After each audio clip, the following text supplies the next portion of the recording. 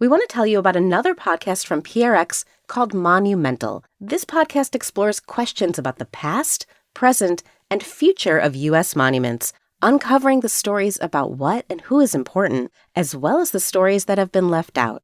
Join host Ashley Seaford across the country with their team of journalists. Listen wherever you get your podcasts. Hey everyone, Jody here, just letting you know that we are running another of our favorite episodes from the archives as we give ourselves a little time off here and there during the holiday break. I'll also say that as we've been deciding what to run from the archives, the current news, especially the news around the Donald Trump transition, keeps giving us news hooks. So we've run a couple episodes about vaccines, since it looks like we will have a Health and Human Services secretary who is vaccine skeptical. And now there's also news that the Trump administration might be postal service skeptical, or at least there's talk of privatizing the postal service. So here's an episode about some of the early days of mail delivery in this country and how the government providing mail service really helped this country expand, and how we don't always need to look for profit with all things. But anyway, take a listen. This is a fun episode, a couple years old, so maybe you haven't heard it, or maybe it's time to listen to it again. Here we go. Hello and welcome to This Day in Esoteric Political History from Radiotopia. My name is Jody Avirgan. This day, 1896, on October 1st, 5 men on horseback set out to deliver mail along 10 miles of rugged terrain near the Blue Ridge Mountains in West Virginia. They would visit the countryside and farms near places like Charlestown and Halltown and Uvilla. This was the beginning of what was known as Rural Free Delivery, a mail service from the U.S. government for people who lived outside of towns and cities, which at the time was a huge part of the U.S. population and would continue to be.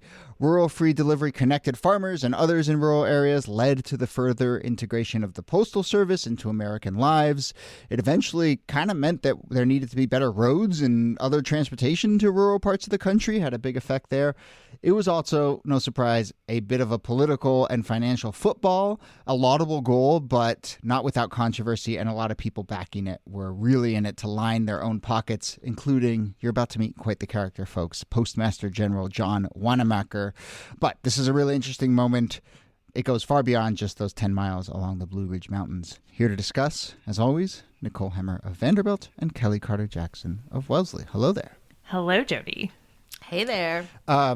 I don't know if you did this, but I went and looked up exactly what part. It's like near Harper's Ferry. It's like kind of in that little Maryland, West Virginia nexus. But anyway, so that's what we're talking about. Very beautiful, very rural. But, you know, how did people get their mail before someone on horseback and then later on in car came to their farm and gave them their mail? What would they have to do? They would have to make a long trek, depending however far they were. Could be a few miles, could be hundreds of miles, to the biggest city and go to the postmaster located there to get their mail. So people are not getting their mail daily. They're not even getting it weekly. Oftentimes it's weeks or even months before you go to pick up your mail. Maybe when you have like a big shopping run to do, you run into town to pick up numerous things and you make it a one-stop shopping trip. But I mean, it was not easy getting your mail. It was not something that you did often because it was costly. Yeah. It was costly, and depending on how far out you lived, it could be an all-day thing to go into town. It could be a couple-day things to go into town, depending on how far out you were. And so even though you had these post offices that in many ways were the infrastructure of the federal government, they knit the country together. But for most Americans, they didn't live that close to the post office. So it really was an event to go pick up your mail. Yeah. There was some reporting at the time of a farmer in Missouri. You know, this is quickly spread throughout the rest of the country beyond West Virginia. But a farmer in Missouri calculated that in 15 years, he'd traveled 12,000 miles going to and from his post office to town, you know, basically to get his mail. And, you know, the logic at the heart of all this is pretty simple. It's like, why have 50 people have to trek into town to get their mail when you could just send one person out to deliver mail? But, you know, there's the logic and there's the implementation, and this was not cheap, and it was the end of the day, a little inefficient because it's like we're going to spend government money to send people out into the middle of nowhere where they're going to spend most of their day just traveling, between these isolated towns. And so I suppose that's where there really was a fair amount of controversy and pushback. What's mind-boggling to me is that if you consider in 1800, 94% of the U.S. population lives in rural areas. You fast forward to 1890, like 65% of the country is still in rural areas. Even by 1900, more than half, 60% of the country is still in rural areas. So we're not, the idea of everyone living in a metropolis or a big city is just, very far from average. So it really does take a lot of people to do this work for more than half the country. And it's at a time that the federal government is just still pretty small. It's only been a couple of decades at this point that you've had a national currency. There isn't an income tax. There isn't an infrastructure of the federal government that stretches out across the nation, except for these post offices. So now you're putting in this investment so that the federal government can reach into people's homes. And it's an incredible thing to do, but raising the money for it and also just building out the federal government is something that was controversial in the 19th century and will continue to be in the 20th. And building out roads, building out bridges, the infrastructure. I think we don't appreciate all of the infrastructure that goes with delivering the mail. If you are in a rural environment in which there is no you're on dirt roads, or weather is also a huge factor in this as well. If it's raining, if it's snowing, you're going to have to wait till spring to get that package. It's going to take a while. There's no prime. And I think, we can talk about this in a bit, but, as you move into the 20th century, there's an argument to be made that, it's the need to deliver the mail that really leads to the push for infrastructure connecting the rural parts of the country. But in this moment, in the late, in the early to mid 1890s, well, first off, we should say 1860s is when you kind of get free city delivery. And actually, we should do an episode on that because that's when all these houses have to put numbers on their house, which is really interesting. And so we should do an episode about that. But then, 1860s, 70s, 80s, there's mail in the city. You have these post offices. 1890s, there's this idea, let's connect this to the rural parts of the country. Let's go down some of the objections. I mean, one was just, where's the money going to come from? And so it's a congressman from Georgia initially proposes this. It takes a few years to implement. It finally gets implemented in West Virginia, as we said, because a representative from West Virginia basically scares up $40,000 and says, let's do a little test in these towns. And so they do it there.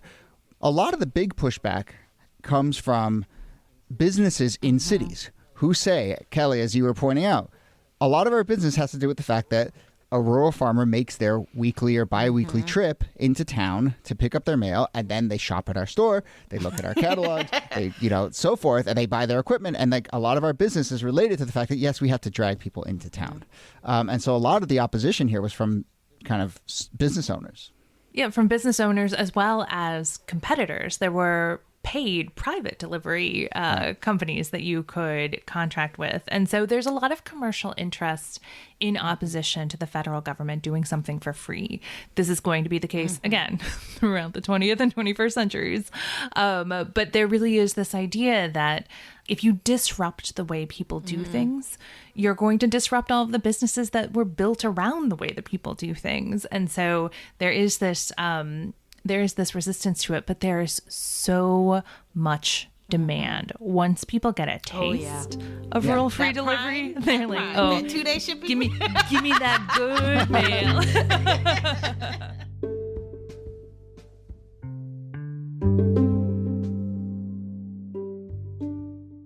Hey, it's Jody, and as you likely know, it is the Radiotopia fundraiser right now, and more specifically, it is nearing the end of the Radiotopia fundraiser. Now, before you throw confetti in the air to celebrate, I do have to say there is still time for those of you who have not supported to become members of Radiotopia.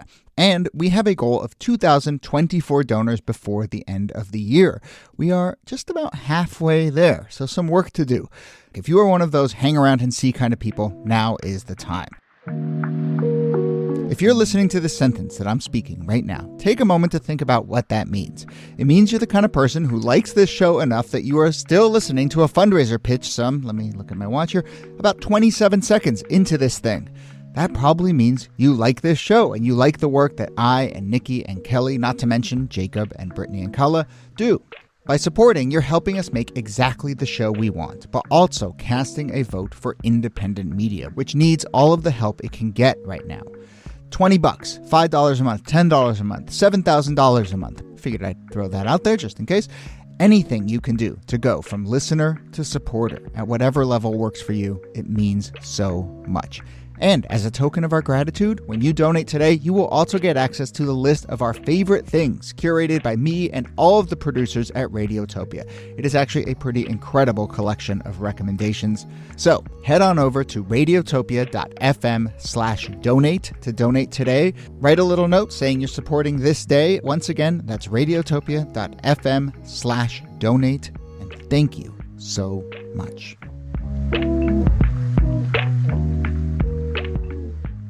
This day is brought to you by Mint Mobile. Here's a resolution as we end one year and start a new one. Stop paying so much for your monthly wireless plan. Seriously, have you looked at your bill lately? I have, and after months and months of thinking to myself, man, this feels really high, I finally gave Mint Mobile a shot. Their premium wireless plans start at $15 a month. Just to be clear, I am saying 15. The secret is that they do it all online. So they're not setting up retail stores or salespeople or anything. They are just laser focused on taking a little bit of your money and giving you great wireless service in return. I switched from one of the big three providers. It was a super easy process, and I was up and running. High-speed data, unlimited talk and text, 5G, all that stuff. But now, when I get my wireless bill, I don't want to throw my phone out the window. So, turn a new leaf heading into the new year. To get this new customer offer and your new 3-month unlimited wireless plan for just $15 a month, go to mintmobile.com/thisday. That's mintmobile.com/thisday. Cut your wireless bill to $15 a month at mintmobile.com/thisday. $45 upfront payment required, equivalent to $15 a month. New customers on first 3-month plan only. Speed slower than 40 gigabytes on unlimited plan. Additional taxes, fees, and restrictions apply. See Mint Mobile for details. As you start to think about the gifts you'll get people this holiday season, keep in mind that it is really wonderful when you can get someone a gift that they wouldn't necessarily get for themselves. Maybe a little bit of luxury that they don't know that they're missing. For quality gifts at an affordable price, my go-to is Quince. Quince lets you treat your loved ones or yourself to everyday luxury at an affordable price. Honestly, I think of Quince as that secret hack that your most stylish friend has. You're always wondering, how do they know the angles to step up their style game? Well, this is the angle. You can get a cashmere sweater for $50. I, not the most stylish person in the world, but someone who likes to step it up from time to time, I have a pair of linen pants from Quince, $49. I got a linen shirt to pair with it, $29. That's right, I'm going head to toe linen. I do that from time to time. Quince has got jewelry, Italian leather handbags, European sheet sets, whatever you're looking for. All Quince items are priced 50 to 80% less than similar brands. And they're able to do that because they partner directly with top factories, cutting out the cost of the middleman, passing the savings right on to you. So it's time to gift luxury this holiday season without the luxury price tag. Go to quince.com/thisday for 365-day returns plus free shipping on your order. That's QUINCE.com/thisday to get free shipping and 365-day returns. All right, now you know the secret hack. Quince.com/thisday.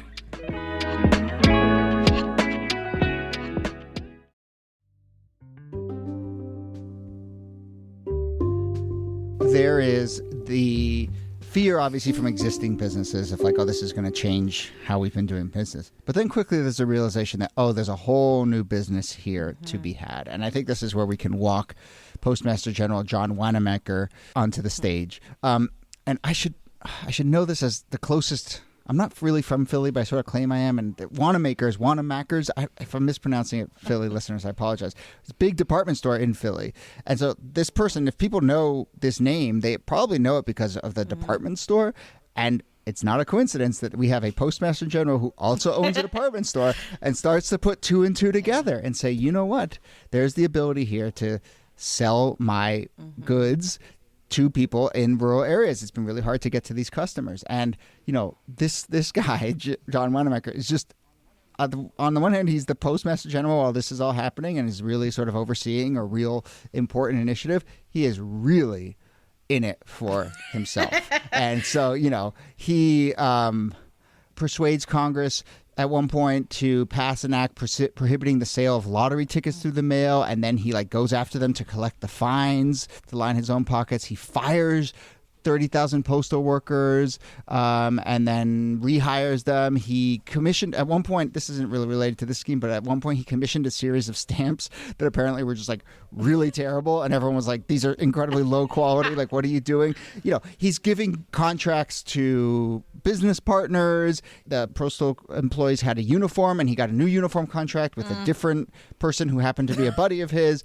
He is really, really in it for himself. And he's the one who probably first sees this angle of the catalog, the department store. And, that becomes obviously a major story that these rural parts of the country now are receiving through the mail, not just correspondence, but it becomes this enormous economic engine.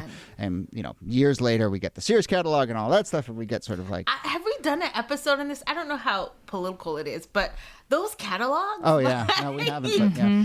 Everything. I mean, they're transformative, transformative. Last summer, I went to Death Valley, California. I actually was there on the hottest day. Did I tell you this? I was there on the hottest day on recorded history. It was 124 degrees.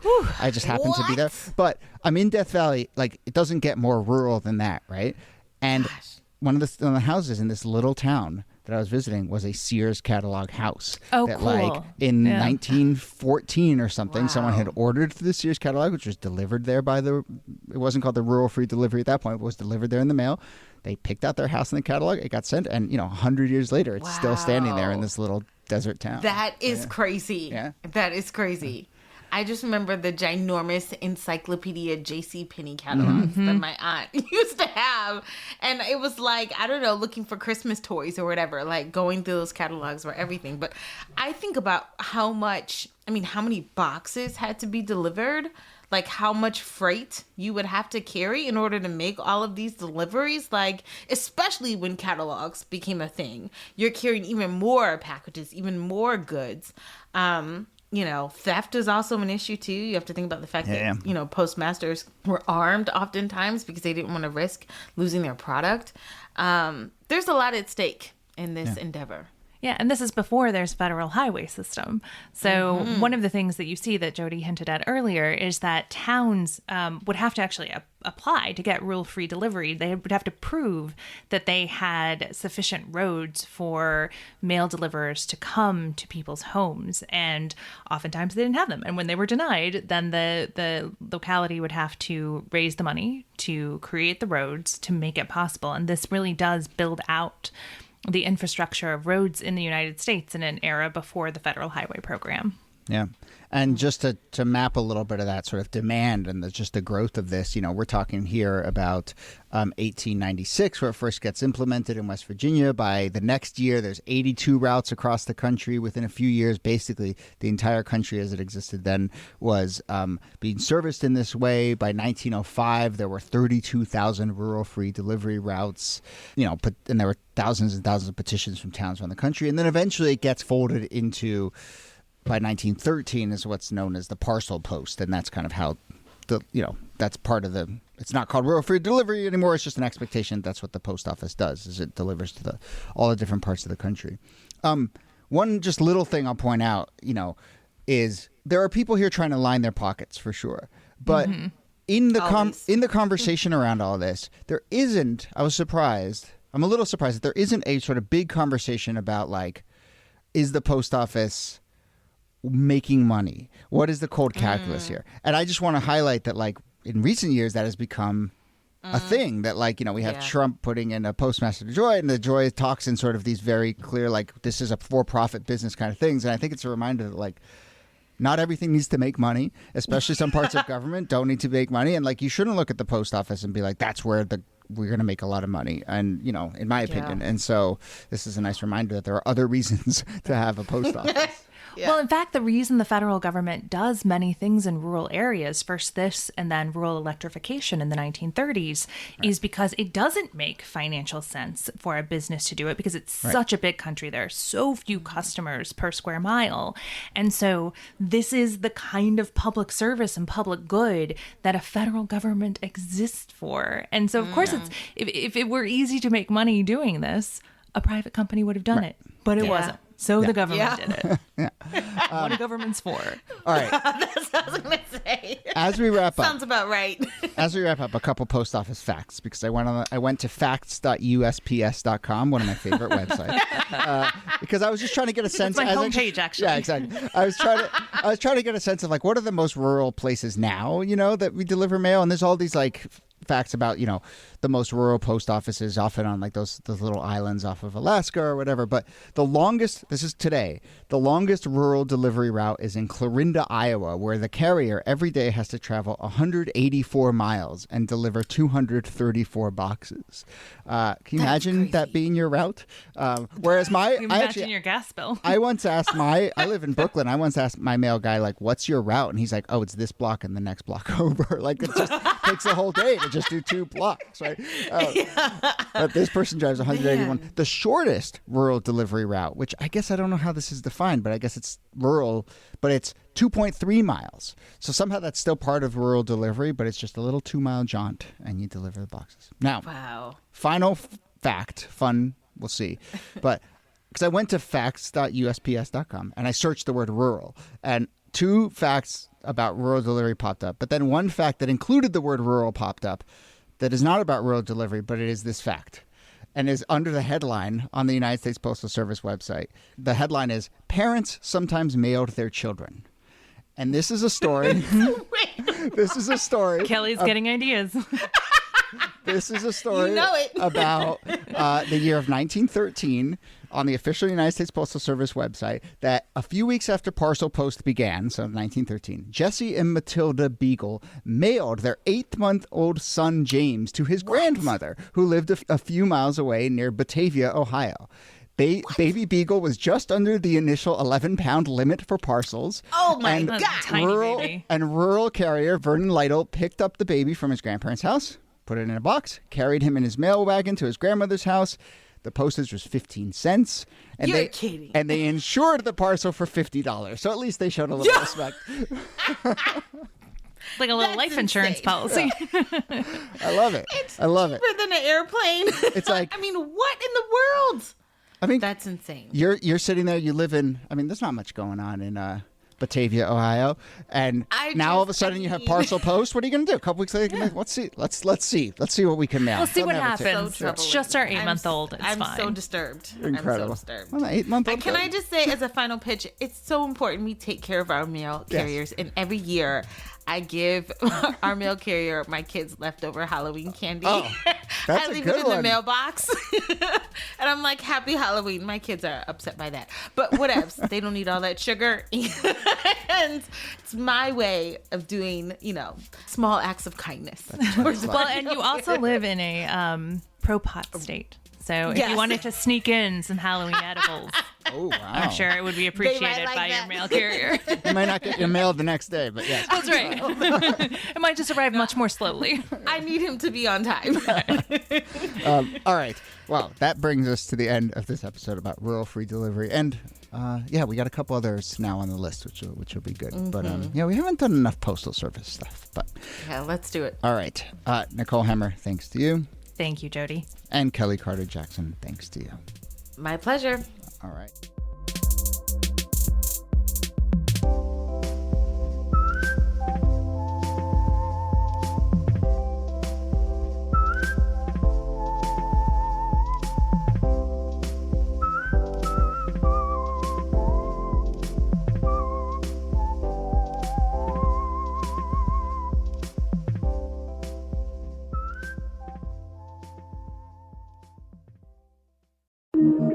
Radiotopia.